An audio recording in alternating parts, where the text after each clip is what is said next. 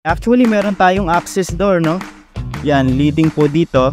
So, ito po, pwede po ninyong ipa-extend po, no? Sa up to you naman mga kabahay. Dito sa taas, open floor layout tayo. Kumusta po kayo lahat mga kabahay? Ako nga po pala si Rog ng RRCT Realty. At nandito po tayo sa loob ng community ng Casa Segovia. Isa po sa mga flagship housing projects ni AP Homes dito po sa Lalawigan. Yan. Makikita po ninyo, overlooking po tayo sa Mount Arayat dito po sa Pampanga, no? Yan. So yan po yung magiging view ng inyong bahay once na makapag-avail po kayo dito sa Casa Segovia. Ngayon, sa mga bago po na nag-inquire ng mga bahay around Bulacan, Casa Segovia po ay binubuo ng mga duplex house and lot at pailan-ilang single attached. Ngayon, para naman magkaroon kayo ng idea kung ano po ba yung deliverables dito po sa Casa Segovia, yung duplex house and lot nila na 48.5, yung po yung pinakamabentang duplex house and lot dito mga kabahay. So tara, samahan niyo po ako. Alright mga kabahay, so ito po yung duplex 45.5. So ito po yung pares ng duplex niya, no? Yan. From here, meron tayong setback, no, na 1.5.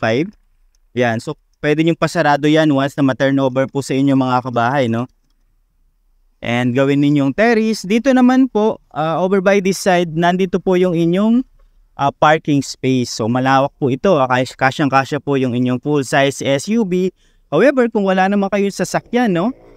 Pwede nyo po i-convert into pwedeng provision for lanay or full-size kitchen. Yan, so meron pa kayong space dito and actually meron tayong access door, no?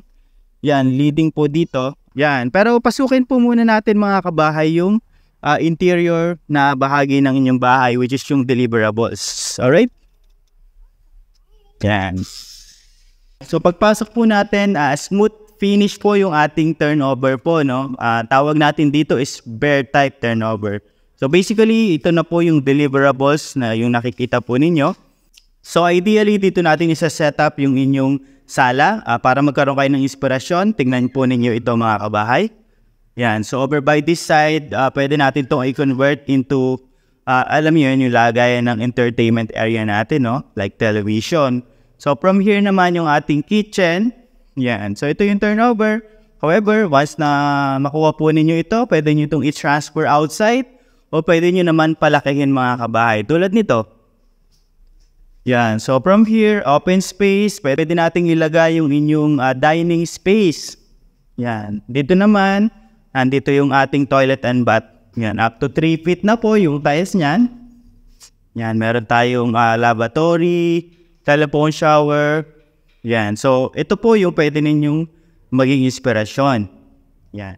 So yung nabanggit ko kanina, meron tayong access door po, no? Yan. Ito po yun. Meron pa tayong space dito. So, pwede nating pasaraduhan yan. Yan. And then, leading po sa inyong parking. So, ito po, pwede po ninyong ipa-extend po, no? So, up to you naman mga kabahay. Basta makapag-provide lang tayo ng necessary requirements, no? Upon doon sa ating processing ng renovation. So, firewall po yung ating likuran ng bahagi ng ating bahay. So, wala na tayong pwedeng maging modifications pagdating dyan. Yan. Sa ngayon po, meron tayong mga newly open blocks dito po sa phase 2. Recently, na sold out po ito mga kabahay. Yan. Pero, yun nga, luckily, nagkaroon tayo ng mga newly open blocks kaya mas marami po kayong choices, no? Sa mga best spots sa subdivision. So, akit tayo sa taas. Ito, mahogany wood, yung ating stairs. So ito po yung pwede ninyo maging inspirasyon once na magawa na po yung inyong renovation. So dito sa taas, open floor layout tayo. Yan.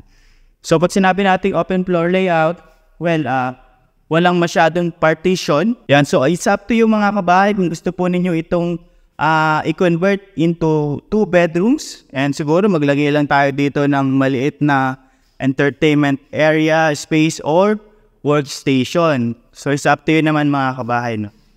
Reservations fee natin dito mga kabahay is 7,500. Naka-half reservations promo pa rin tayo.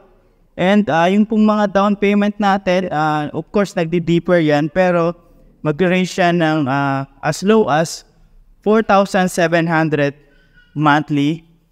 Payable po yan up to 28 months without interest po mga kabahay. Yan.